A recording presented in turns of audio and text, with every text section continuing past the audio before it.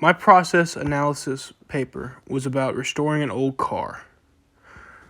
I called it challenging, tedious, and rewarding job, and I explained the different processes to accomplish the goal. I started off by saying it's very useful to anyone who owns this type of car, especially a type of car running on gasoline. This is useful because although cars have advanced, they still have the things on them to make them run as they did years ago. I finished by saying, by learning this restoration skill, you will not only have time you've saved, but you also have money you've saved as well. And all you need was some tools and a little bit of elbow grease. The first thing I stated in my process analysis paper to restoring a car is to identify the problem and the first logical step to go. As you've seen in the first two pictures, the car in the picture has a lot of problems. You first identify and write down on a piece of paper what the problems are concerning the inside, the outside. The second and probably the most important step is to identify if the engine works. If the engine works, you can work with the car. If it doesn't, you need to find another engine suitable for the car. And by work, I don't mean drivable, but able to be cranked up and not have any actual problems with pistons or need to be rebuilt in any way. The second step is to look for any rust, because rust is a huge problem on old cars, especially ones coming from the north. And you should be able to identify most of the problems by the naked eye, but you might need special tools to identify harder ones. You also need to note what can be done and what needs to be replaced, which are two different but majorly different things. The second part of the restoration process has two hard parts, and it's arguably the hardest part in all three of the process.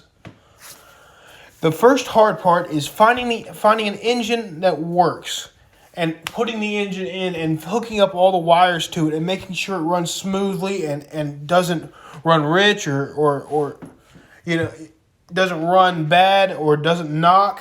And the other part is finding parts that are hard to find on older cars, since most of the time you won't find a car that you're restoring that has all the parts to it. This part of the process is considered to be the hardest part, because this is where you theoretically get your car up and running. This is where you tune your engine, install it, make sure there's nothing wrong with it, and also this is where you have to search for parts, which is very, very time consuming. Trying to find parts on Facebook Marketplace or eBay of old cars that are not expensive in your price range. And this is where you change all your oil, the old oil in the motor you got to change the axle oil out, 80-90. You gotta change out transmission fluid. You gotta check your transmission, make sure it's working. I mean, all this fresh fluid you gotta flush in and make sure everything runs smoothly, and be able to theoretically push it out onto the road and see if it would handle itself in a very nice manner.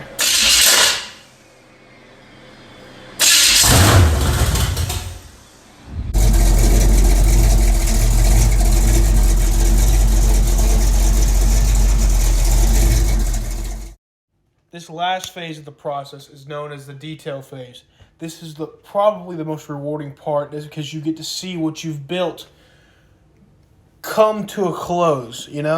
It's where your gray primer turns into paint. This is where your ripped seats become new seats. This is where your new dash comes in, your new parts that you got in the second phase. This is where you're installing them into the final details.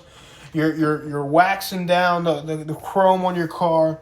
This is the big payoff of the whole restoration process, and this is where your hard work finally pays off and you're able to enjoy it and ride in it.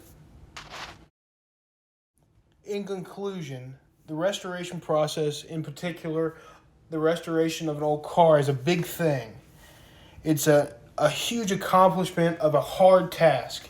The process that of many steps that some people give up on and some people persevere and receive their own fixed up car that they can be proud of. Some people aren't cut out for it.